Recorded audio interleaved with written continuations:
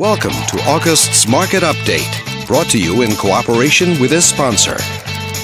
Let's take a look at residential real estate activity in your area during the month of August. The number of active listings was down 21% from 1 year earlier and down 6% from the previous month. This smaller inventory means that buyers who waited to buy may have had a smaller selection to choose from.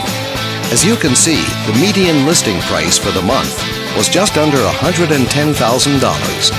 Compared to last year, the average number of days that units spent on the market before being sold was down 15%.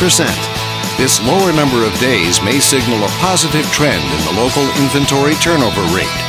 The median sale price was just over $110,000. The number of units sold increased 1% year over year and decreased 6% month over month. Higher year-over-year figures indicate that more buyers have been finding what they're looking for. Thanks for watching. We hope you use this information to make smart, informed decisions in your upcoming real estate transactions. Feel free to contact us for more information or further assistance.